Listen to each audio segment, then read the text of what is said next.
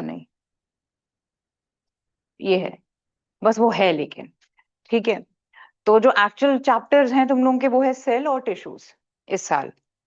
लेकिन अगर syllabus change हो गया, व्हाट आई वांट, ठीक है, तो फिर तुम लोगों के पास बहुत कुछ होगा बायो में, अगर चेंज होता है तो।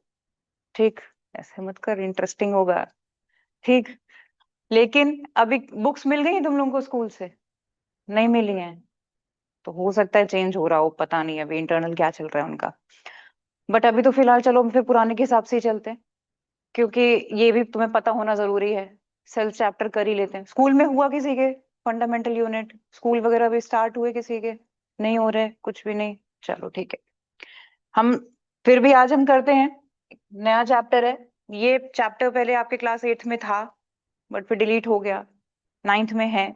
अब यहाँ से भी उड़ रहा है तो पता नहीं, बट फिलहाल भाई मुझे ये कलर पसंद नहीं है।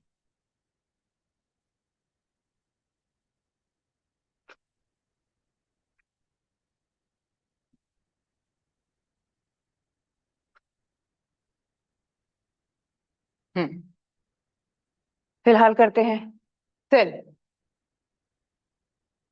चैप्टर का नाम है fundamental unit of life, cell. ठीक है, पढ़ा है तुम लोगों ने कभी? किसी के चैप्टर में था सेल कभी, किसी के सिलेबस में? तेरे में था? हाँ, तेरे टाइम पे 7th में था। हाँ, 8th में था थोड़ा सा, थोड़ा था। कोई कोई स्कूल ने कराया होगा। ठीक है, अब यहाँ पे व्हाट इज सेल एक्चुअली, ये कौन सा सेल है? कौन से सेल की बात कर रहे हैं हम लोग? बैटरी का सेल। एक्चुअली हमारी बॉडी में बिल्कुल उसी तरह काम करते हैं सेल्स, जिस तरह तुम लोगों के, जैसे अब कोई मैं सेल किसी डॉल में लगा दूं, वो डॉल चलने लग जाएगी, सेल निकाल दोगे डॉल बंद हो जाएगी। ठीक है, उसी तरह हमारी बॉडी में there are more than 30 trillion of sales.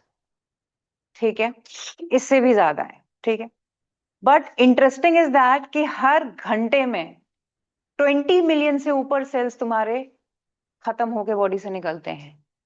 Dead cell तुम्हारी बॉडी से निकल रहे हैं। Every time you wash your hands, millions of cells निकल लेते हैं। ठीक है, अच्छी बात है, वो सारे डेड सेल्स ही हैं, बिकॉज वो जरूरी है निकलने। ये मत सोचो सेल्स निकल रहे हैं छोड़ो मैं हाथ नहीं धोता, हटाओ मेरे सेल जा रहे हैं, बर्बादी हो रही है, नहीं नहीं ये मत करना। ठीक है, वो सारे डेड सेल्स हैं, अननेसेसरी है, of course they need to get out of your body. ठीक है, अब यहाँ पर आज बहुत ही छोटी छोटी सी बातें करेंगे, सेल्स के बारे में जानेंगे, व्हाट इज सेल एक्चुअली। किसने ढूंढा था? एक बहुत ही फुर्सत आदमी था, उसका नाम था रॉबर्ट हुक। ठीक है, वाई आई एम सेइंग फुर्सत था, बिकॉज इसने माइक्रोस्कोप पहले तो बना दिया एक। ठीक है, that was a primitive microscope, उतना ज्यादा डेवलपमेंट नहीं हुई थी। इसने अराउंड 1622 के अराउंड आई थिंक इसने फाइंड किया था, या 44 के around, I don't remember the exact date. 16 नहीं, 1665, 1665 में इन्होंने ये काम किया था।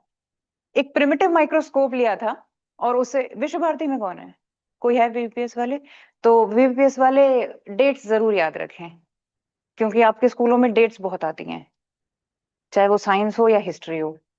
तो यहाँ पे रॉबर्ट हुक ने सेल फाइंड किया कैसे? सबसे पहले उन्होंने एक प्रिमिटिव माइक्रोस्कोप बनाया। और होता है ना बच्चों के अंदर, या नॉर्मल हमारे अंदर, बच्चों के हम भी अंदर होता है, कुछ अगर इंटरेस्टिंग मिल गया मेरे हाथ में, अगर माइक्रो वो मैग्नीफाइंग ग्लास ही आ जाएगा, तो मैं हर चीज को मैग्नीफाइंग कर करके ढूंढूंगी कि क्या दिख जाए मुझे। ठीक है, तो उनके अंदर भी वही था, वो हर चीज को चेक कर रहे थे। तो उन्होंने क्या किया, एक cork cell, you know what is cork? Dead wood, एक वुड ली, ठीक है, वुड पीस था, it was a wood piece. उस कॉर्क को उस माइक्रोस्कोप के अंदर चेक करा, and what he found small small boxes kind of things like this, ऐसे जैसे वो ब्रिक्स नहीं होते, ईंट घरों में लगती हैं, कुछ ऐसे।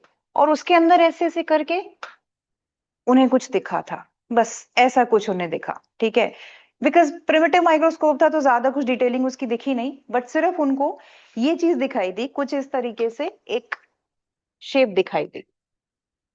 तो इस शेप का उन्होंने नाम रखा सेल। सेल क्यों रखा? क्योंकि तुम लोगों ने कभी नॉर्मल इंग्लिश में भी लोग बोलते थे ना कि प्रिजनर को सेल में डाल दिया है। सेल माने जेल, उनके अकॉर्डिंग ये था। Cell actually are small rooms जहां पे कोई एक को बिठा दिया जाता है, ठीक है। तो उन्होंने इसीलिए छोटी छोटी चीजें उनको दिखी, तो that is why he named them as cell. तो एक्चुअली में अगर मैं बात करूं तो रॉबर्ट हुक ने डेड सेल फाइंड किया था, उसने डेड सेल देखा था, राइट, क्योंकि ये कॉर्क सेल था, वुड सेल था, तो ये डेड सेल था। अब इसके बाद क्या हुआ, इन्होंने 19 जब 1665 में करा तो एक बहुत ही प्रिमिटिव, एक तरीके से बहुत ही इंपॉर्टेंट डिस्कवरी हो गई कि भाई एक सेल कुछ होता है बॉडी के अंदर, इसका मतलब अगर प्लांट के में है तो ह्यूमन में भी होता होगा, ऑफ कोर्स। अभी अंदर एक दूसरे आदमी के दिमाग में चीज आई कि अगर ये चीज यहाँ पे है तो उनमें भी आया। तो वो कौन थे, ल्यूविन हॉक, एक ये दूसरे आए, ठीक है।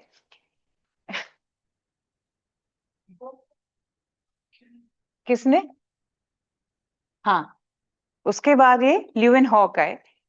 इन्होंने लिविंग सेल्स देखे, living cells inside pond, pond के अंदर बैक्टीरियाज को चेक करा, सेल्स देखे, छोटे छोटे बैक्टीरियाज वगैरह उन्हें दिखाई दिए।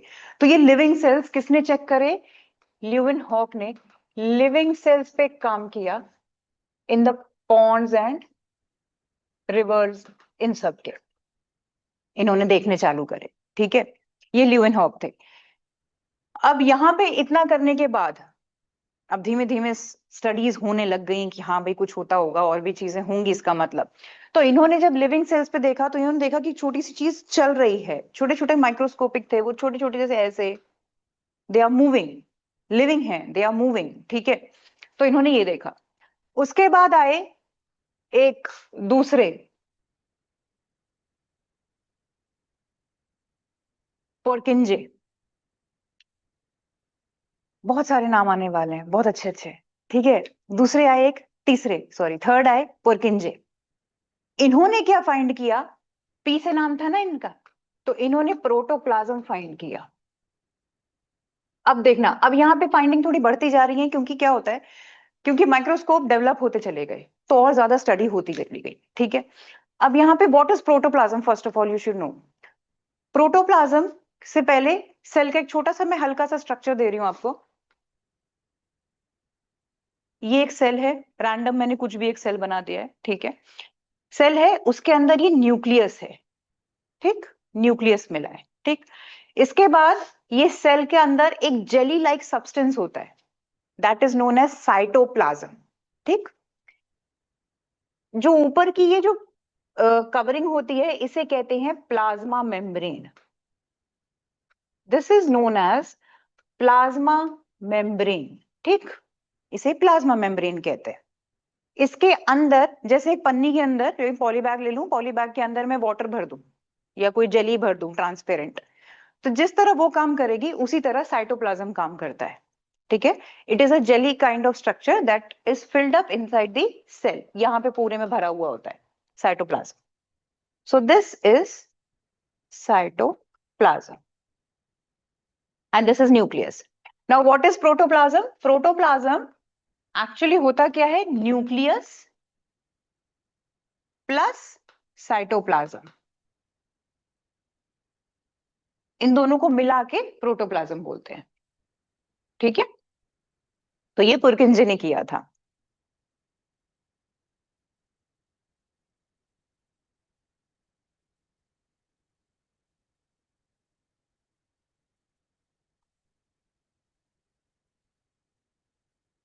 इससे पहले, पुरकिंजे से पहले एक थे रॉबर्ट ब्राउन, ये मैं मिस कर गई इसीलिए याद आया। रॉबर्ट ब्राउन, इन्होंने न्यूक्लियस फाइंड किया था सिर्फ,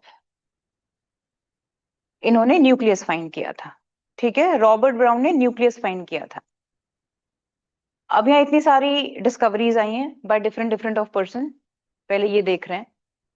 रॉबर्ट ब्राउन हो गए, पुरकिंजे हो गए, उसके बाद ईडन एंड शॉन, ये दो आए। इन्होंने क्या किया, इन्होंने सेल थ्योरी दी।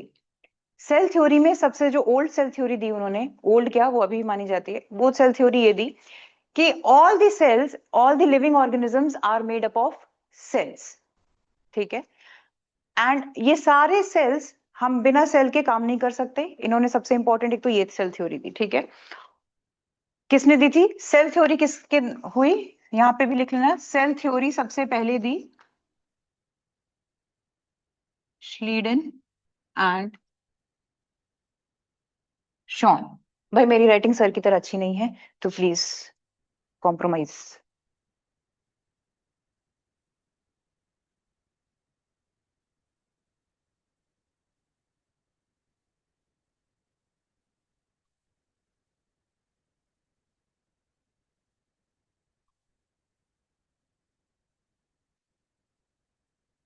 अब सेल थ्योरी क्या दी थी इन्होंने? All the plants and animals are made up of sales.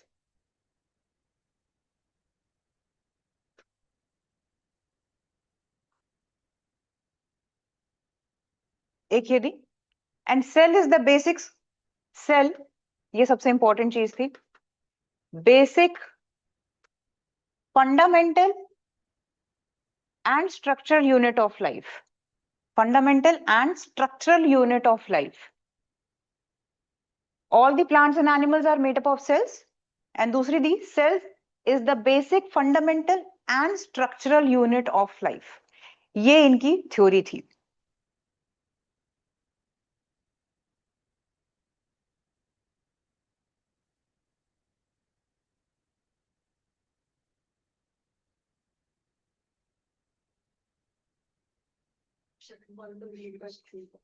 हाँ, fundamental and basic fundamental structural unit of life. ये क्वेश्चन भी बनता है, यहां से क्वेश्चन भी आएगा अभी। Fundamental and structure. मैम आपका कैमरा ऑफ हो गया है।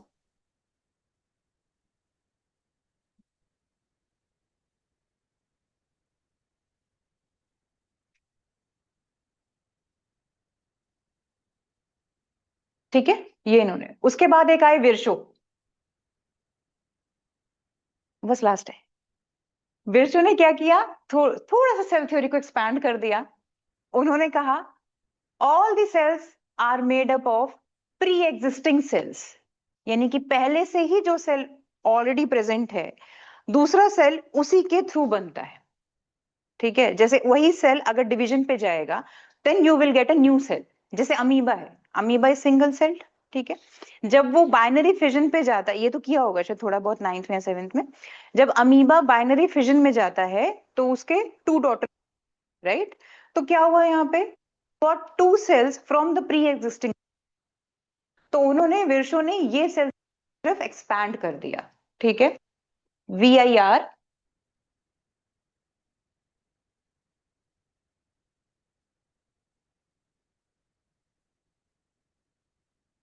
VIRSCHOW। विर्शो ने, ही एक्सपैंडेड द सेल थ्योरी। ऐसे मुंह बना के मत पढ़ भाई।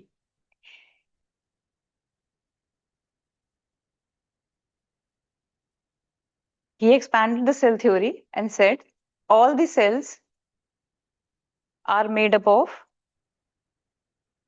pre-existing cells.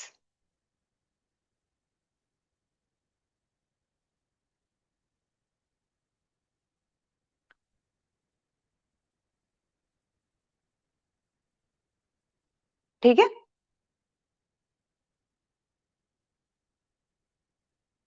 चलो इतना लिख लिया ना, हो गया। चल अब आगे करते हैं। अब यहां पर पहला point, animal cell and plant cell अलग कैसे हैं? If someone ask you differentiate between the animal cell and the plant cell, तो क्या लिखोगे? कि प्लांट सेल प्लांट में होते हैं, एनिमल सेल एनिमल में होते हैं। ये मत लिख देना, पहला पॉइंट प्लीज ये मत लिखना। मुझे किसी का दिख गया ना अगर अधिराज, तो देखियो फिर। ये पॉइंट एक्चुअली 2 साल से मैं देख रही हूँ बच्चों के टेस्ट में, इसलिए मैं बोल रही हूँ, प्लीज ये पॉइंट नहीं लिखना। ठीक है, सबसे इंपॉर्टेंट पॉइंट ये है कि एनिमल सेल्स में सेल वॉल नहीं होती। अभी सिर्फ सुन लो, मैं लिखवा दूंगी सारे पॉइंट्स, सिर्फ सुन लो अभी। ठीक है, मैं बोल दूंगी, लिख लेना था।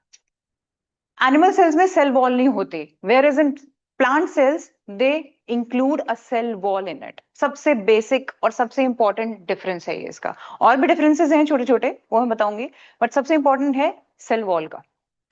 अब सबसे इंपॉर्टेंट, अब एक चीज समझो कि सेल वॉल सिर्फ प्लांट्स में होती है, हम में क्यों नहीं होती? एक सेल वॉल होती है, दैट्स वेरी रिजिड, ठीक है। और प्लांट सेल में आउटर पार्ट में होती है इसके, यानी कि प्लाज्मा मेम्ब्रेन से भी ऊपर होती है, से पहले होती है, ठीक है। प्लांट सेल में होती है बट एनिमल सेल में किसी में भी नहीं होती, ठीक है। क्यों नहीं होती होगी?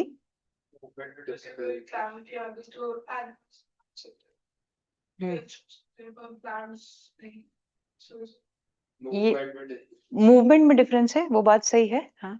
गेस करो, बोल बोल बोल, बिंदास बोल। मूवमेंट ही है। Dynamic temperature and dynamic environment, सबसे इंपॉर्टेंट ये पॉइंट है। एग्जैक्टली है कि भागने, कैलामिटी, छुपने वाली बात एक सही है, लेकिन कैलामिटी की बात नहीं। एक नॉर्मल सी बात बताओ, बाहर का टेम्परेचर सो डायनेमिक, कभी भी बारिश हो रही है, कभी भी ठंडी पड़ रही है, कभी भी गर्मी पड़ रही है, राइट। और इतना ज्यादा अगर टेम्परेचर हो जाता है तो कभी कभी क्या हो जाता है, स्कूल्स बंद भी हो जाते हैं, हम लोग अपने घरों में भी घुस जाते हैं कि भाई बाहर बहुत तेज धूप है, हमें नहीं जाना, ठीक है। हम अपने, हमारे सेल्स को, अपनी बॉडी को बाहर के टेम्परेचर से कभी ना कभी हम बचा सकते हैं, ठीक है। We wear clothes as well, अपने आप को कवर भी करते हैं हम। बट प्लांट्स के पास ऐसा कुछ भी नहीं है, ठीक। उनको तो हर तरीके के एनवायरनमेंट में भी रहना है। अब सबसे इंपॉर्टेंट चीज, ये बचाते किस चीज से है सेल वॉल? ये सेल्स को बर्स्ट होने से बचाती है। बर्स्ट कैसे होते हैं सेल्स? आप किसी भी चीज में अगर ज्यादा पानी डाल दोगे, ठीक है, सेल्स में क्या होता है, सेल में अगर तुम ज्यादा पानी डाल दोगे, जैसे किशमिश, चलो किशमिश का एग्जांपल लेते हैं। रात में रेजिन्स को ले लो और कुछ उसमें डाल दो, किसमें बोलो, पानी में डाल दो, उनको भिगो दो, ठीक है। अगले दिन सुबह आप देखोगे कि वो थोड़ी सी ग्रेप्स जैसी हो जाएंगी, फूल जाएंगी, राइट। यानी कि पानी एंटर कर गया उनके अंदर, ठीक है। तो उसमें सेल, उस किशमिश को एज अ सेल ट्रीट करो, एक सेल की तरह उसे ट्रीट करो। पानी के अंदर तुमने डाला, वाटर सोल्यूशन में डाल दिया, तो पानी का मूवमेंट कहाँ हो गया, इनसाइड द किशमिश हो गया, इनसाइड द रेजिन चला गया पानी, ठीक है। और वो स्वेल अप हो गई, राइट। इसी तरह हमारी बॉडी में हमें भी पता है हमें कितना पानी चाहिए, हमें कितनी रिक्वायरमेंट है वाटर की। तुम सिर्फ उतना ही पानी पीते हो जितना तुम्हें चाहिए, उससे ज्यादा तो नहीं पी लेते, कोई पता नहीं, पियो पियो नहीं, और पी ले और पी ले और पी ले। भाई उतना ही पियोगे जितनी तुम्हारी बॉडी रिक्वायर करेगी, उसके बाद तुम वॉमिट कर दोगे, नहीं चाहिए अब, ठीक है। लेकिन प्लांट्स के साथ ऐसा नहीं है। तुम्हें लगेगा अच्छा पानी नहीं दिया, तुम पानी डाल के चले गए, दूसरा आया, अरे पानी नहीं पड़ा, लाओ हम डाल दें। पानी कंटिन्यूस तुम उसको दे रहे हो, उसको कंटिन्यूस वाटर मिल रहा है, तो उससे क्या होता है, उसके सेल्स स्वेल अप हो जाते हैं। स्वेल होने की वजह से दे कैन गेट बर्स्ट, फट सकते हैं वो। इससे क्या होता है, इसलिए वो एक सेल वॉल होती है बाहर उनके आउटर में। तो इससे क्या होता है, वो cell wall, suppose this is the actual cell and this is the cell wall, ठीक है। अब यहाँ पे क्या होगा, तुमने पानी दिया उसको, तो वो सेल उसका स्वेल अप होगा, लेकिन ये सेल वॉल उसको यहीं पे रोक लेगी, ठीक है। ये जो स्वेल अप हो रहा है cell, this is called turgidity उसकी। वहां पे वो एक प्रेशर अप्लाई कर रहा है उस सेल वॉल पे, ठीक है। बट ये क्या कर रही है, ये इतनी रिजिड है कि उसको उससे आगे नहीं होने दे रही, बस यहीं पे उसके पानी का मूवमेंट खत्म हो जाता है कि बस इतना ही पानी चाहिए तुम्हें, ठीक है। तो यहाँ पे इस सेल ने, इस वॉल ने क्या किया, उसको प्रोटेक्ट करा फ्रॉम गेटिंग बर्स्ट, ठीक है। एज वेल एज उसको बाहर के एनवायरमेंटल, डायनेमिक एनवायरमेंट से भी बचाया, एंटर नहीं होने दिए फालतू की चीजें उसमें ज्यादा, ठीक है। तो ये पॉइंट आया। और सेल वॉल उसकी बहुत ही रिजिड होती है, बहुत हार्ड होती है, ठीक है। सिर्फ कहीं कहीं से जगह होती है जहां से वाटर और ऑक्सीजन, CO2 एंटर कर सकते हैं उसमें, सिर्फ। बोल भाई। नहीं है? हाँ तो फूल जाएगा। इसीलिए जब डेड बॉडी पानी में डाल दी जाती है तो वो स्वेल अप हो जाती है और पानी के ऊपर आ जाती है। यस, ठीक है, यही एक रीजन है। ऐसा होता है, कई बार देखा है, कई बार पिक्चर में भी दिखाते हैं कि डाल देते पानी में, अरे उसकी बॉडी ऊपर आ गई पानी में, तो मिल गया वो आदमी। वो ऐसे ही हुआ, अंदर पानी पूरा एंटर कर गया, वो स्वेल अप हो गया, एक तरीके से वो बलून बन चुका है वो पानी। हाँ समझ, वो ऊपर आ गया है उसमें, ठीक है, ये होता है। तो अब यहाँ पे हम बात करें तो सेल आपके होते कैसे कैसे हैं। हमारी बॉडी को बहुत सारे काम करने हैं, ठीक है। तो इसलिए अब तुम्हारे सारे सेल्स, जो मैंने इतने सारे सेल बताए, ये सारे सेल्स की शेप अलग अलग होती है, बिल्कुल अलग होती है, सबकी। सबकी मतलब कि ग्रुप डिसाइडेड है कि भाई ये ग्रुप, अगर जैसे नर्वस सिस्टम के जितने भी सेल्स हैं वो सारे एक शेप के होंगे, ठीक है। जो हीमोग्लोबिन वाले होते हैं, रेड ब्लड सेल्स होते हैं, वो आपकी एक शेप के होते हैं। WBCs अलग, ठीक। यानी अलग अलग जगह के आपके अलग अलग सेल्स हैं according to their function, that is known as cell differentiation, ठीक है, that is known as cell differentiation. उसको अपने अपने फंक्शंस के अकॉर्डिंग उनको काम और उनकी शेप डिसाइड कर दी गई है कि ये तुम्हारी शेप है। ठीक है, अब यहाँ पर एक पॉइंट, आपकी बॉडी में सिर्फ एक ही सेल ऐसा है जो अपनी शेप चेंज कर सकता है। Yes, only WBC can change its shape. Reason क्या है? बिकॉज WBC, हाँ बोल बोल। These are also known as protectors of the body. They protect us against any infection. And if there is an infection at a place, so they can change the shape to get out of the like vein and go to that place. सही, क्योंकि WBCs are known as the soldiers of your body. ठीक है, in case any infection is entering into your body, so they have to fight it. उन्हें fight करनी है। Fight कैसे करेंगे? जब वो भाई फ्लेक्सिबल होंगे, फ्लेक्सिबल होंगे वो तभी फाइट कर सकते हैं। रिजिड हुए तो कोई फाइट नहीं कर पाएंगे, जहां के तहीं रहेंगे। ठीक है, अब यहाँ पे एक बात करते हैं, जैसे कि कोविड कोविड आया था, कोविड वायरस आया था, एंटर करा था सबकी बॉडी में। सबकी बॉडी में नहीं एंटर किया, थैंक गॉड, बट जब भी हुआ, स्कूलों में भी कई बार इंजेक्शन कह रही, वैक्सीन लगाई थी, वैक्सीन लगाई गई थी। वो एक्चुअली वैक्सीन थी क्या? कोविड का ही डेड वर्जन था, डेड और वेरी लेस वीक वर्जन था। ठीक है, वो क्यों किया? वो इसीलिए किया जिस, हाँ बताओ। हाँ, जिससे कि हमारी बॉडी जब भी किसी से लड़ती है तो याद रखती है कि अगली बार कैसे लड़ना है। अगर अगली बार कोविड एंटर करेगा, एक्चुअल वाला जब एंटर करे तो they should know how to fight that thing. ठीक है, अब एंटीबॉडी बना दी, एग्जैक्टली तो यहां से क्या हुआ, उसको पता था कि अब ये जो भी एंटर करेगा we have to fight with it, इस तरीके से अब फाइट करना है। ठीक, तो यहाँ पे वाह, अब यहाँ पे क्या होता है, या दूसरी चीज क्या आती है, हाँ, बॉडी में एक सेल ऐसा है जिसमें न्यूक्लियस नहीं है। सिर्फ एक सेल ऐसा है जिसका न्यूक्लियस नहीं है। इसका कोई गेस है? ना ना, प्लेटलेट्स नहीं, नेल्स। सेल होता है ना। हाँ होता है, पर उसमें nucleus, RBCs, red blood sales. RBCs में न्यूक्लियस नहीं होता। सबसे पहली बात, आरबीसीस की लाइफ लाइफ कितनी होती है? ओनली 120 डेज, सिर्फ 120 दिन उनकी लाइफ होती है। अब ये मत सोचना है 120 दिन के बाद खून ही खत्म हो गया तुम्हारा, नहीं। आरबीसीज में क्या होता है, हमेशा न्यू सेल्स डेवलप होते रहते हैं। इसीलिए बोलते हैं जूस पियो, अनार खाओ, अपने आप को आयरन से भर लो एकदम, इसीलिए सो दैट न्यू आरबीसीज हमेशा जनरेट होती रहे आपकी बॉडी में। ठीक है, क्या होता है, हर 120 डेज के बाद आपके आरबीसीज खत्म।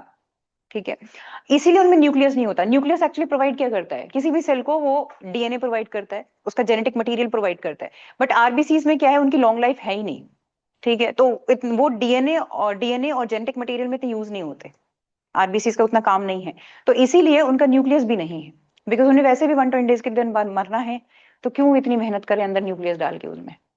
ठीक है, तो क्या होता है, 120 डेज के बाद मरे जरूर, लेकिन न्यू ऑलरेडी उससे ज्यादा बन चुके हैं तब तक, फिर मरे, फिर बन गए। ये कंटिन्यूस एक साइकिल आपकी बॉडी में बनती रहती है, चलती रहती है। ठीक है, तो RBCs are the only cells जिनमें न्यूक्लियस नहीं है। साथ में they are the smallest cell of your body, अगर मैं मेल और फीमेल दोनों की बात करूं तो। बट अगर if I talk about only mail, तो मेल बॉडी का सबसे स्मॉलेस्ट सेल स्पर्म होता है, सबसे छोटा। और अगर सबसे बड़े सेल की बात करूं, दोनों में ही, मेल फीमेल दोनों में, दैट्स न्यूरॉन। नर्वस सिस्टम का सेल है न्यूरॉन, 1 मीटर भी हो सकता है उसकी साइज कई बार। तो neuron is the biggest cell of your body, longest cell है। लेकिन वहीं अगर फीमेल की बात करें तो उनकी बॉडी में ओवम ओवा उनका सबसे बड़ा सेल होता है। ठीक है, तो यानी मेल फीमेल का डिफरेंट डिफरेंट है। बट अगर एक जनरल कैटेगरी में बात करें तो जनरल में सबसे बड़ा सेल न्यूरॉन एंड सबसे छोटा is RBC. But male and female specified है, तो मेल का स्पर्म एंड फीमेल का सबसे बड़ा ओवम एंड मेल में सबसे छोटा स्पर्म। ठीक, अब इसके बाद हो गई सारी बात। हाँ ठीक है, अच्छा, क्या लगता है कैंसर सेल कैसे बनता होगा? क्या cancer cell, bone marrow cancer cell बनाता है? खत्म कर देता है कुछ और बात खत्म। कई बार खत्म करता है, हाँ हाँ। एक कैंसर सेल, चलो दिखाती हूँ तुम लोगों को।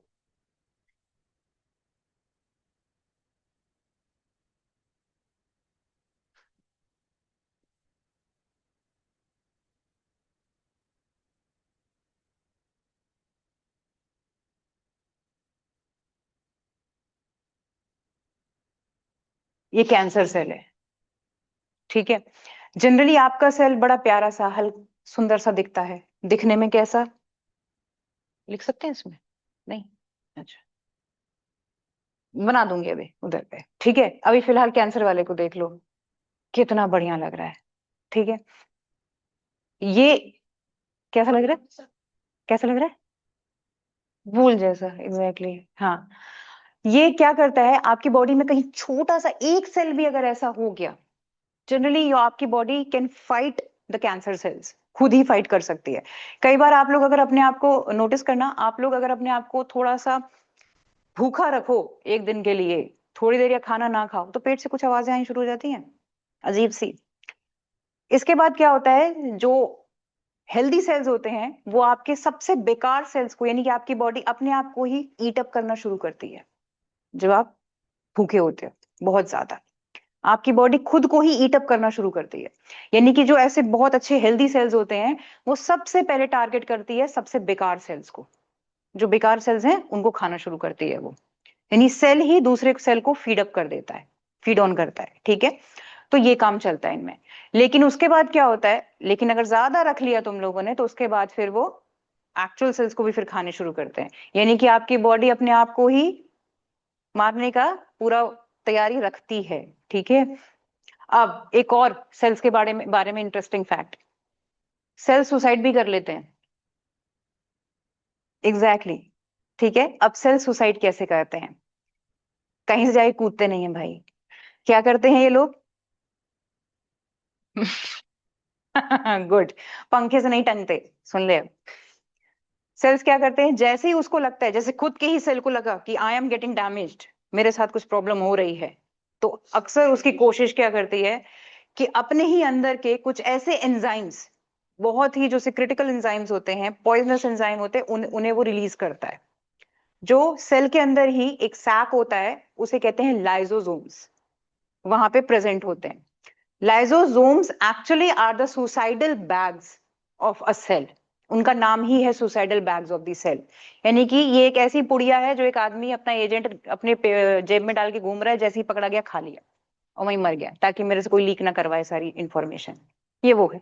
तो यहाँ पे सेल्स क्या करते हैं, सेल के अंदर सुसाइडल बैग रहते हैं, जैसे ही वो सेल खराब हुआ, कुछ हुआ, उसका वो सैक ब्लास्ट होता है, अपने अंदर के जितने भी पॉइजनस एंजाइम्स है उन्हें रिलीज करता है और उस सेल को खुद ही एंगल्फ कर लेता है, एंगल्फ करके ब्लास्ट, खत्म बॉडी में।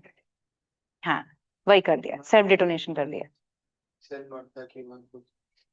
अरे वो बेकार हो गया ताकि वो दूसरी सेल्स को ना खराब करे, देख रहा है कितना देशभक्त है वो सच्चा, वो इसलिए मरता है ताकि वो दूसरे सेल्स को ना खराब करे, ऑर्गेनिजम्स ना मर जाए, मेरा बेचारा ऑर्गेनिज्म जो ओनर है वो ना मर जाए, इसलिए वो अपने आप को बर्बाद करता है, ठीक है।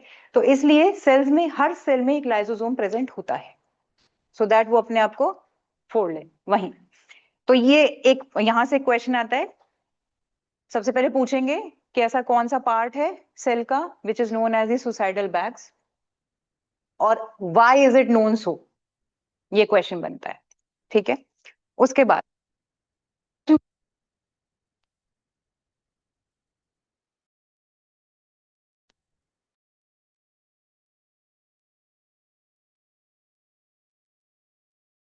कि why cell is known as this fundamental structural unit of life, क्योंकि सेल ही डिसाइड करते हैं तुम लोगों के daily life routine, cells decide करते हैं। जैसे कि अब सपोज खाना नहीं खाया तुम लोगों ने एक दिन, व्रत रख लिया पूरा दिन तुमने और कुछ नहीं खाया, वो वाला व्रत नहीं जिसमें चिप्स पापड़ सब चल रहे हैं, वो वाला नहीं, वो वाला जो एक्चुअल सीरियस वाला, फ्रूट्स में ही रह रहे हो पूरा प्रॉपर, ऐसे है। अगले दिन क्या होगा, सुबह उठते ही चक्कर, एकदम चक्कर आएगा, कोई फिजिकल एक्टिविटी करने में सोचोगे यार आज बिल्कुल नहीं हो सकती, मैं नहीं भाग पाऊंगा। इसका रीजन क्या होता है, क्योंकि सेल्स को न्यूट्रिएंट मिला ही नहीं, न्यूट्रिशन नहीं मिला तो इसका मतलब उन पे एनर्जी नहीं आई, एनर्जी नहीं आई तो बॉडी को उस हिसाब से काम नहीं हो पा रहा है, उसका नर्वस सिस्टम डाउन हो गया आपका, ठीक है। पैरों में शेकिंग हुई, लेग्स थोड़े से शेक हुए, डिजीनेस आई, ये क्यों हुई, क्योंकि ब्रेन थोड़ा सा ऑक्सीजन लेस हो गया, उतनी ज्यादा तुम पहुंचा नहीं पा रहे उस पे न्यूट्रिएंट्स जो उसको एक्चुअल चाहिए, तो इस वजह से ये सारी चीजें होती हैं तुम लोगों के साथ, ठीक है। तो यहाँ पे सेल्स तुम लोगों के बेसिक स्ट्रक्चर, पहले तो बेसिक यूनिट कैसे है कि आप लोगों की डेली लाइफ रूटीन उसी पे डिपेंड करती है, ठीक है। दूसरी स्ट्रक्चरल क्यों है? बिकॉज सेल आपके बॉडी स्ट्रक्चर के हिसाब से अलग अलग अलग शेप लेके बैठे हुए हैं। जैसे हाथ पैर के लिम्स के सेल्स आर डिफरेंट, ठीक। नर्वस सिस्टम की सेल्स आर डिफरेंट, वो मैंने बताया। हार्ट के कार्डियक सेल्स आर डिफरेंट, जो कि कंटिन्यूस इनवॉलेंटरी सेल्स हैं, वो चलते ही रहेंगे, ठीक है। उसके बाद आपके लंग्स के अलग हैं, किडनीज के अलग हैं, जिनका अपना अलग काम है। लंग वाले का काम लंग्स वाला है, किडनी का काम किडनी वाला है, फिल्टर करना। वहां लिक्विड फिल्टर होता है, लंग्स में एयर फिल्टर होती है। तो इन सब का डिफरेंट डिफरेंट काम है, उसके अकॉर्डिंग उनकी शेप है। That is why they decide your structure as well, ठीक है। बोन के अलग हैं, बोन के सेल्स ही अलग हैं, ठीक है। तो ये सारी चीजें आपकी स्ट्रक्चर डिसाइड करती है आपकी बॉडी का, ठीक। तो यहां से that is why they are known as basic unit of life, ठीक है। फंडम क्या था, क्या लिखवाया था मैंने? स्ट्रक्चरल एंड फंडामेंटल यूनिट, इसीलिए कहे जाते हैं, ठीक। इसके बाद निकाल गया।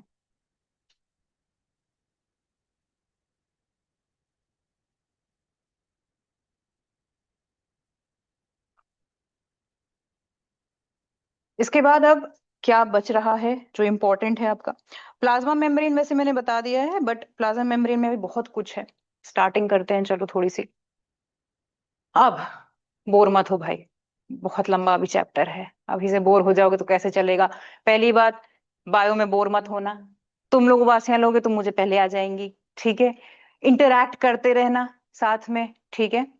खड़े हो जाना, नींद आए तो फिर बैठ जाना, ऐसे करना। इंटरैक्ट आपस में मत करना, मेरे से करना, ठीक है। ये कह रही हूँ, ठीक है अधिराज? हाँ। तो अब यहाँ पर कहाँ से शुरू करा जाए? चलो, किशमिश की बात करी थी ना, वही वाली चलो बात करते हैं पहले। 3 पार्ट में डिवाइड करते हैं। अब सबसे पहले एक चीज सुनो, ये रही मेरी रेजिन। इसको एज अ सेल इमेजिन करते जाना, लेकिन रेजिन के बारे में सोचते जाना, ठीक है। मैंने अभी बताया था, इतना कोई डिफिकल्ट टास्क नहीं दिया तो इतना करके सोच रहा है। ये रहा बीकर, इसमें पानी है, ठीक। रेजिन को मैंने इसमें डाल दिया रात भर के लिए, ठीक। अगले दिन कैसी हो जाएगी ये? स्वेल अप हो जाएगी, फूल जाएगी। तुमने क्या नोटिस किया? वाटर का मूवमेंट किस तरफ हुआ? इनसाइड द रेजिन हुआ। वाटर किस तरफ मूव किया? रेजिन के अंदर मूव करा, ठीक है। इसलिए वो कैसी हो गई? स्वेल अप हो गई। यहां पे तुमने क्या नोटिस करा कि अगर किसी भी कॉन्सेंट्रेशन में, if there is less concentration inside the cell as compare to the outside of the cell, ठीक है। बाहर ज्यादा है, पानी बाहर ज्यादा था, किशमिश में अंदर पानी कम था, तुमने पानी में डाल दी, तो बाहर की जिसमें ज्यादा होती है तो हमेशा वो कम की तरफ जाने की कोशिश करता है। From more concentration towards less concentration की तरफ मूवमेंट होती है आपकी हमेशा, ठीक है। जहां पे ज्यादा होगा वो हमेशा कम की तरफ जाएगा, ठीक। ट्रांसपिरेशन भी ऐसे ही होती थी। ट्रांसपिरेशन क्लास 7th में पढ़ा था ना, उसमें क्या होता था कि एक सक्शन पुल हो जाता है। सक्शन पुल हो जाता है किसका? वाटर का। इनसाइड द प्लांट के इनसाइड से आउटसाइड द एयर में होता है, राइट। वो क्यों होता है? एंड स्पेशली तब ज्यादा होता है जब एयर ड्राई होती है, ह्यूमिडिटी सबसे कम होती है, ठीक है। तो ह्यूमिडिटी जब कम होगी तो उस टाइम पे एयर कैसी होगी? ड्राई होगी। और जब ड्राई एयर होगी तो क्या होगा? सेल से मूवमेंट वाटर की बाहर की तरफ जाएगी, ठीक। तो यहाँ पे आपका क्या था? ये ट्रांसपिरेशन था। अब इस एयर मूवमेंट को क्या बोलते हैं? This is known as diffusion and osmosis, ठीक है। हम इसे ओस्मोसिस एंड डिफ्यूजन के उस पे करेंगे। यहाँ पे आप एक नई चीज पढ़ोगे, दैट इज डिफ्यूजन। डिफ्यूजन हम तब वर्ड यूज करेंगे जब हम गैसेस के एक्सचेंज की बात करेंगे, ठीक है। जब गैसेस एक्सचेंज होगी एक जगह से दूसरी जगह तो वहां पे हम डिफ्यूजन की बात करेंगे। और जब वाटर एक्सचेंज होगा इनसाइड आउटसाइड तो उस टाइम पे हम ओस्मोसिस वर्ड यूज करेंगे, ठीक है। तो वहां पे वाटर एक्सचेंज हो रहा था तो इसलिए ओस्मोसिस बोला गया था उसको, ठीक है। अब यहां पर आपका from higher concentration towards lower concentration enter हुआ है, किशमिश के अंदर एंटर हुआ है। इसकी वजह से क्या हुई है? वो स्वेल अप हो गई है। तो यहाँ पे ऐसे केस में सबसे पहले आपकी क्या हो गई है? स्वेल अप हुई है, ठीक है। इसे कहते हैं हम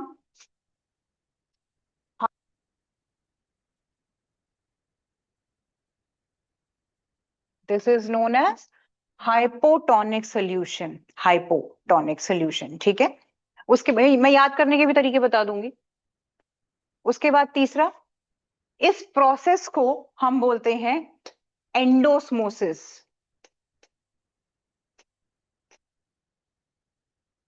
this process is known as endosmosis. यहां पे क्या हो रहा है, from higher concentration level towards lower concentration level, मतलब कि यहां पे वाटर की मूवमेंट कैसी हो रही है, sorry, movement of water is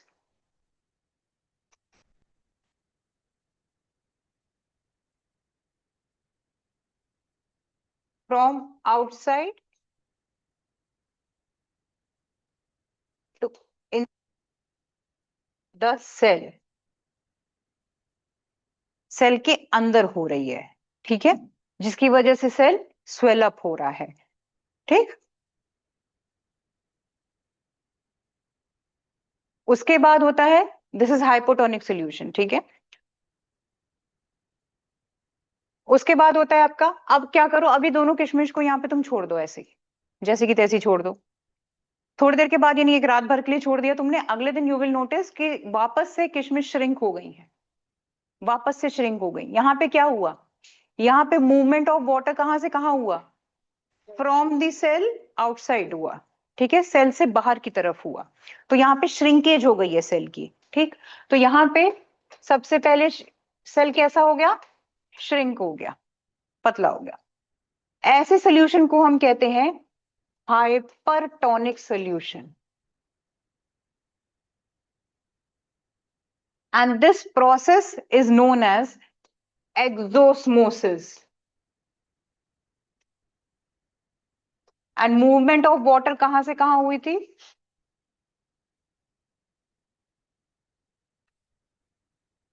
from inside the cell to towards outside.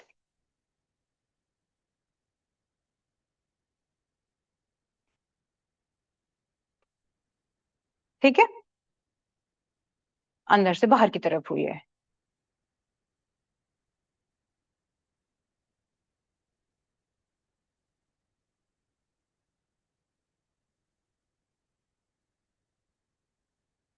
Actually जो मूवमेंट होती है, हम मैं एक वर्ड बार बार यूज कर रही हूँ, दैट्स ओस्मोसिस। ये मूवमेंट हो रही है, पर ये मूवमेंट के लिए osmosis is a special kind of diffusion. Actually diffusion को मतलब क्या होता है, जैसे कि मैंने, जैसे ऑक्सीजन और CO2 है, CO2 दोनों आपस में डिसॉल्व हो जाएंगी, दैट्स नोन एज डिफ्यूज हो रही हैं, डिफ्यूजन, ठीक है, इसे कहते हैं हम डिफ्यूजन। अब यहीं पे लेकिन दोनों के बीच में एक अगर मैं मेम्ब्रेन लगा दूं, दैट्स सेमी परमिएबल मेम्ब्रेन, पतली सी एक लेयर लगा दूं, जैसे कि किशमिश के ऊपर एक कवर होता है, एक लेयर होती है, ग्रेप्स के ऊपर से एक लेयर तुम हटा देते हो उसकी, अगर तो पतली सी, बहुत ही पतली सी लेयर होती है, that is known as semi permeable membrane. इसका मतलब वो थोड़ी पोरस होती है, वो सिर्फ entry and exit of some specific substance ही अलाउ करती है, या फिर oxygen, CO2 and water substances, that's it. कूड़ा करकट ये सब नहीं एंटर करने देती, और इंपॉर्टेंट चीजें बाहर जाने भी नहीं देती, ठीक है। It is porous, that is why it is known as semi permeable, because it allows only some materials to get inside and some materials to get outside the cell, इसीलिए उसे सेमी परमिएबल बोलते हैं। Cell wall से अंदर है, cell wall से अलग है, मैं सिर्फ एनिमल सेल की भी बात कर रही हूँ, ठीक है। प्लांट सेल में भी तुम सेल वॉल अभी निकाल दो, अभी हटा दो, सिर्फ उसके अंदर में ये साइटोप्लाज्म था ना, जो साइटोप्लाज्म की जो कवरिंग थी, that is known as plasma membrane, मैं उसकी बात कर रही हूँ, ठीक है। तो plasma membrane is your semi permeable membrane, actually plasma membrane is your semi permeable membrane which is porous and allows only the entry and exit of some specific materials from it, ठीक है। it is made up of proteins and lipids, ये लिख लेना, plasma membrane is made up of protein and lipids, लिख लो। क्या थी plasma membrane, याद है? अधिराज बोलियो मेरे को, प्लाज्मा मेम्ब्रेन क्या थी? हैं? लिखी नहीं, मतलब प्लाज्मा मेम्ब्रेन बताना। अधिराज के पीछे what is your name? Ashwika, बताओ। बताओ बताओ, प्लाज्मा मेम्ब्रेन। अरे अरे अरे, चलो देख लो, बताओ। प्रोटीन है। Lipids, lipids are fats. हाँ बोल। 2 मिनट रुक जा। सेल के बाहर जो लेयर होती है, सेल के बाहर जो एक लेयर होती है जो उसको कवर करके रखती है, that is known as plasma membrane. ठीक है, मैं बीच बीच में ऐसे पूछती रहूंगी, बी रेडी। लिपिड्स, लिपिड्स मतलब फैट्स। ठीक है, plasma membrane is made up of lipids and proteins. It is semi-permeable membrane.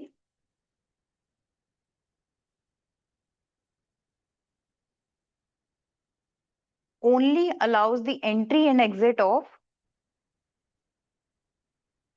only allows the entry and exit of specific materials such as oxygen, water and carbon dioxide. तो अब तुम लोग O2 लिख देना, H2O लिख देना, CO2 लिख देना.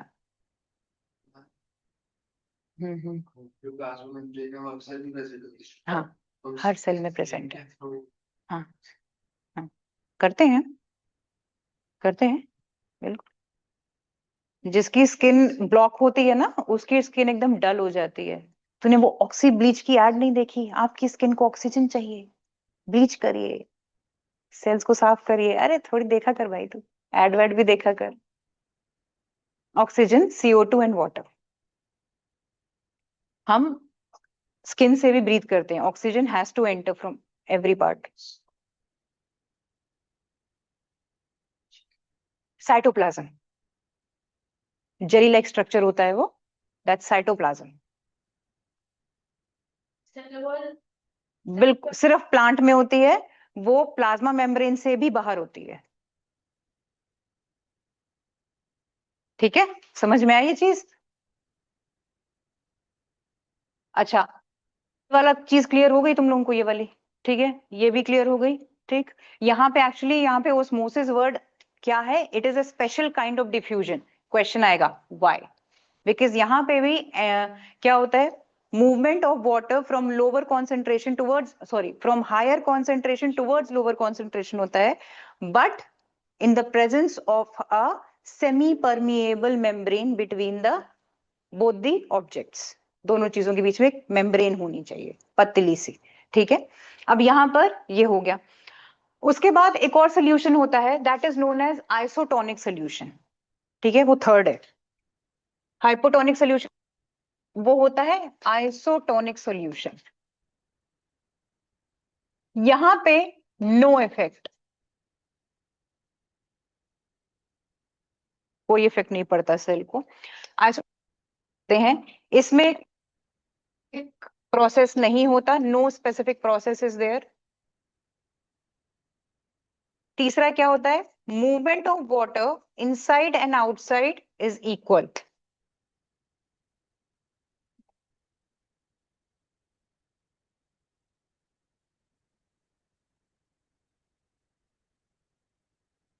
दोनों साइड इक्वल होता है, जितना लॉस हुआ है उतना ही गेन हुआ है.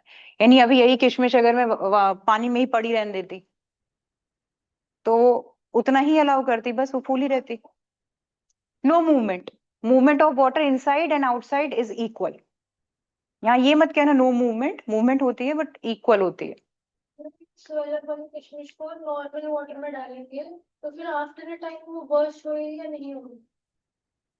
नॉर्मल वाटर में डालोगे तो बर्स्ट नहीं होगी, नहीं होगी. नॉर्मल पानी, पीने वाला पानी.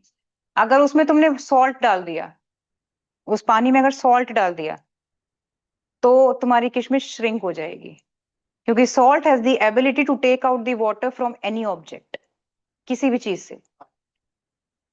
हाँ, और उसके अंदर किशमिश डाल दो सेल्डअप वाली, अगले दिन देखना वो नमक उसे पिचका देगा सारी को. तुम लोग खाना, अगर खाना बनते हुए देखा है या कोई इंटरेस्ट है, बनाते हो कभी, तो खाने में नोटिस करना, आप लोग जब भी बनाते हो तो या मम्मी बनाती हैं तो आप क्या देखते हो, वो सब्जी जब डालती हैं कढ़ाई में तो उसमें नमक डालती हैं, नमक डाल के ढक देती हैं. जैसी सूखी सब्जी बन रही है वो, ठीक है, सूखी सब्जी बना रहे हैं, सारी ग्रीन वेजिटेबल्स वगैरह सब डाल दी उसमें, और तुम जैसी प्लेट हटाओगे थोड़ी देर के बाद पानी आ जाता है। वाटर ड्रॉपलेट्स तो छोड़ो, कई बार सब्जी में ही तुमने पानी नहीं डाला बट पानी आ गया। ये क्यों आया? सब्जी ने ही अपना पानी पूरा निकाल दिया। ये क्यों हुआ? क्योंकि तुमने जो नमक डाला, वो जो सॉल्ट था, salt works as a dehydrating agent यहाँ पे। तो वो नमक क्या करता है, किसी भी सेल से पानी को एक्सट्रैक्ट कर देता है तुरंत। अगर कभी दाल वगैरह भी बनाओ, कई बार ऐसा हमारे साथ भी हो जाता है, दाल बनाने को रख दी, कभी नमक डालना भूल गए, 4 सीटी आ गई, 5 सीटी आ गई कुकर की, खोल के देखा कच्ची है, अभी भी नहीं पकी, ध्यान ही नहीं दिया कि अभी तो नमक ही नहीं पड़ा उसमें, इसलिए वो पकी ही नहीं। और वहीं उसमें नमक डाल के जैसे किया, वो 1 सीटी में पक गई तुरंत। ये इसीलिए होता है। आपने अगर उस पे आप सॉल्ट डालोगे तो सॉल्ट हैज द एबिलिटी कि उसके अंदर से वो सारा वाटर एक्सट्रैक्ट कर देगी, और वाटर एक्सट्रैक्ट होते ही उसके सारे सेल्स अपने आप को कुक करना शुरू कर देते हैं। ठीक है। और अगर जैसे होता है ना, अगर कोई आदमी बहुत ज्यादा पॉइजनस इनटेक, पॉइजन चीज इनटेक कर लेता है, तो सबसे पहले उसे क्या करा जाता है, बहुत ज्यादा नमक डाल के पानी पिला दिया जाता है। ये इसलिए किया जाता है क्योंकि जैसे ही वो पानी बॉडी में जाएगा, इंटेस्टाइन सारा पानी रिलीज करेगा, जितना भी पानी उसके अंदर था वो एकदम से पानी बाहर निकालेगा। और वो जब इतना ज्यादा वाटर बाहर आएगा, तो वाटर एकदम मुंह से बाहर आएगा। तो वो जितनी भी पॉइजनस चीजें हैं, वो सबसे पहले पॉइजनस इस तरह वॉमिट होगा उसका। पहला यही किया जाता है। अगर किसी को पॉइजन वगैरह चला गया है बॉडी में, उसे बहुत ज्यादा नमक डाल, टेस्ट के अनुसार नमक मत डाल देना कि भाई तुझे अच्छा लग रहा है अब ठीक है, नहीं, अच्छा खासा लेके डाल देना, ले, तब वो वॉमिट करेगा। ठीक है, क्योंकि आपके इंटेस्टाइन से एकदम से पानी रिलीज होगा। तो इसीलिए खाना बनने की भी यही टेक्निक है। आपकी आधी केमिस्ट्री, बायोलॉजी, फिजिक्स किचन में ही हो जाती है, अगर ध्यान दो तो इस चीज पे। ठीक है, सोल्यूशन मैंने बताए हैं, ये तीनों के बीच में डिफरेंस आ जाता है। ठीक है, अब इन्हें याद करें। अब जैसे तुम लोग को स्वेल अप हो रहा है, ये हाइपोटोनिक, कभी इसको हाइपरटोनिक मत लिख देना। ये ऐसे जैसे देखो, हाइपो, हाइपो से हिप्पो याद कर लो, हिप्पो, हिप्पो कैसा मोटा मोटा होता है ना, तो स्वेल अप हो गई तो वो हिप्पो बन गया, हिप्पो मतलब हाइपो सोल्यूशन। ठीक है, मैंने तो भाई ऐसे याद किया है, तो मुझे अभी भी ऐसे याद होता है। तो ये हाइपोटोनिक सोल्यूशन है। तो ऑफकोर्स जब ये हाइपो है, तो वो दूसरा वाला है, हाइपर है वो। ठीक है, वो हाइपरटोनिक है। और ये वाला आपका आइसोटोनिक। आइसोटोनिक सबसे आसान है, इसमें कुछ होता ही नहीं है, पड़ा है बस। ठीक है, तो इसको बस याद कर लेना। इसके बीच में अगर तुम्हारा यही चला, तो इसके बीच में डिफरेंस जरूर आएगा। ठीक है, 5-6 क्वेश्चन मैंने शायद अभी बात करते करते तुम लोगों को काफी बताए हैं अभी, अगर तुम लोग ध्यान दो तो। पूरे चैप्टर में से ही ऐसे ऐसे ऐसे क्वेश्चंस बनते ही बनते हैं। डिफ्यूजन ओस्मोसिस स्पेशल काइंड क्यों है? ठीक है, एक पॉइंट ये बनता है। सेमी परमिएबल मेम्ब्रेन क्यों कहलाती है? प्लाज्मा मेम्ब्रेन, ये सारे क्वेश्चंस आ जाते हैं यहाँ से। तो अभी तक मैंने जितना भी बका है यहाँ पे, तुम लोगों ने अगर ध्यान से सुना होगा तो आंसर कर सकते हो। ठीक है, और स्कूल के ये पेट क्वेश्चंस हैं बिल्कुल, क्योंकि इस चैप्टर से क्वेश्चन बनता ही नहीं है कुछ। ठीक,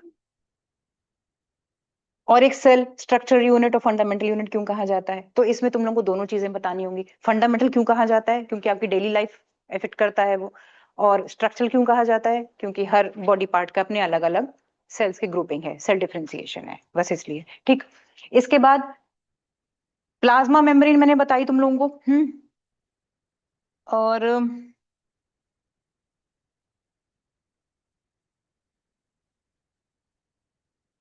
किससे बनी है वो भी बता दी है। ठीक है, plasma membrane is known as selectively permeable membrane. किससे बनी है? लिपिड्स एंड फैट से बनी, लिपिड्स एंड प्रोटीन से बनी है। लिपिड्स का दूसरा नाम फैट्स। ठीक, तो ये हो गया, ये भी बता दिया, बचा।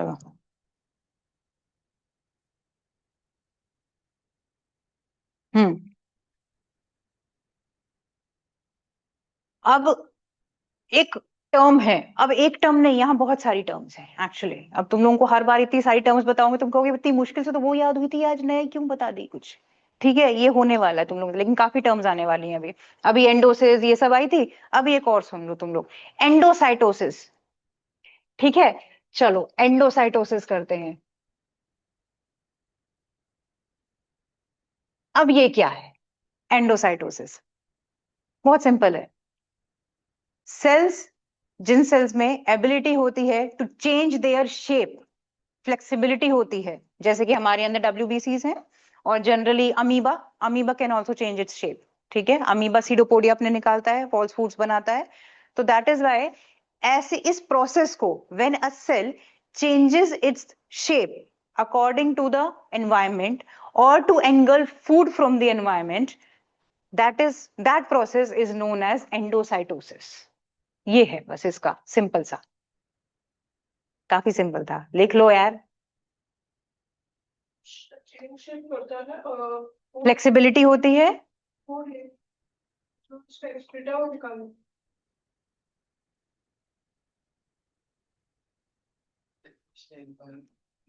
भाई फ्लो फ्लो में बोल दिया था, मेरे को भी नहीं याद मैंने क्या बोला था। रुक जा, बोल रही हूँ दोबारा, कोशिश कर रही हूँ। when an organism नहीं when a cell changes its shape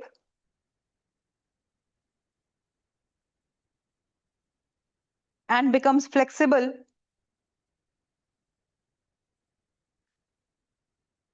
to engulf the food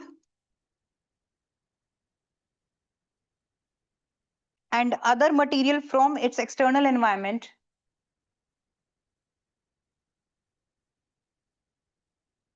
is known as endocytosis.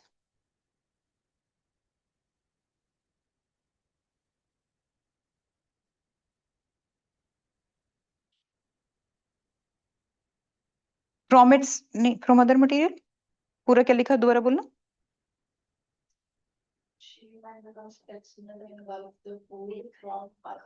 From its external environment. अच्छा, food and other material from its external environment. This process is known as endocytosis. Example WBC and amoeba.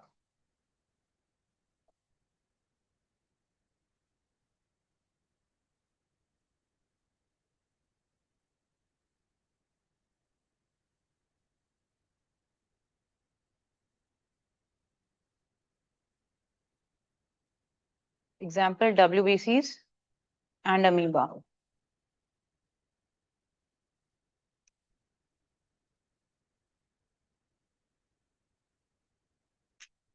अच्छा, WBCs को white blood cells जो होते हैं, they are also known as leukocytes. White blood cells are also known as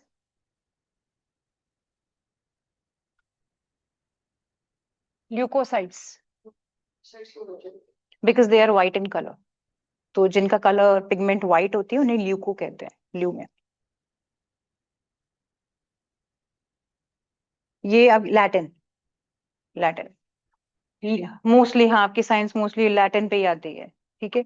leukocytes और दूसरे वाले जो हैं रेड ब्लड सेल्स, एरिथ्रोसाइट्स।